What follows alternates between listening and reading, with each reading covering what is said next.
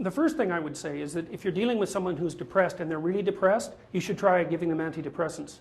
Because if they die, you can't help them. Okay, so if you're suffering, you are obligated, in a sense, to hold on to whatever rope someone throws you. And one of the things I do with my clients all the time, especially if they're really in trouble, is to tell them, look, I don't know exactly what's going to help you, but don't arbitrarily throw out any possibilities because you might not have that luxury. Antidepressants help a lot of people, and there are technical reasons why that's the case. So that's a simple answer. It's not relevant to what I already described, except that if you're offered a gift by your society and it works, try it. I don't care what your presuppositions are. Apart from that, lots of the time you see people who are suffering with depression, for example. There's a multitude of reasons, but I'll take one common reason. You could think about it as associated with the story of Peter Pan. Now, Peter Pan is someone who won't grow up, right? Now, the problem with Peter Pan is he gets to be king, but it's king of Neverland. Neverland doesn't exist. So being king of nothing isn't that helpful.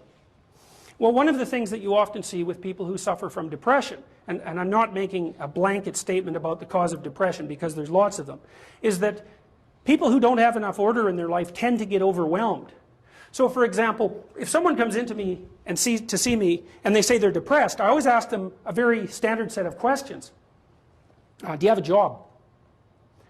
If you don't have a job, you're really in trouble in our society. First of all, your biological rhythms tend to go off the rails right away because there's no reason to go to bed at any particular time and there's no reason to get up. And for many people, if they don't get up at the same time, they foul up the functioning of their circadian rhythms, and that's enough to make them depressed right off the bat, especially if they start napping during the afternoon. They also don't have a purpose. People aren't good without a purpose. And this isn't hypothesizing. We absolutely understand the circuitry that underlies positive emotion. We know how it works. Almost all the positive emotion that any of you are likely to experience in your life will not be a consequence of attaining things. It will be a consequence of seeing that things are working as you proceed towards a goal you value.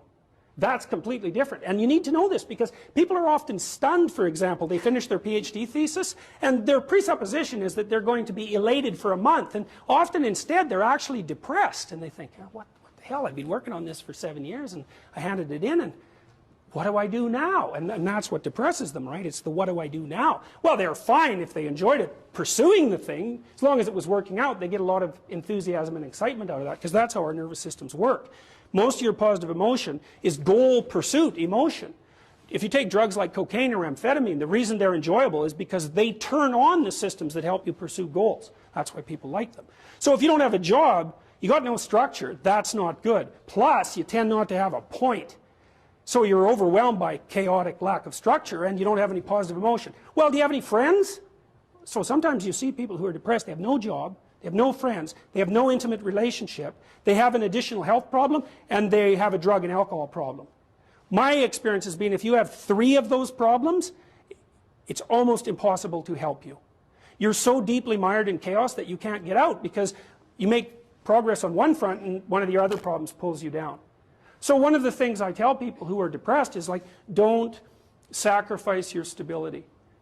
Get a job, even if it's not the job you exactly want. Get a damn job. You need a job. Find some friends. Get out in the dating circuit. See if you can establish an intimate relationship. Put together some of the foundational items that are like pillars that your life rests on. Well, that's the practical thing to do. So that's one example with regards to depression.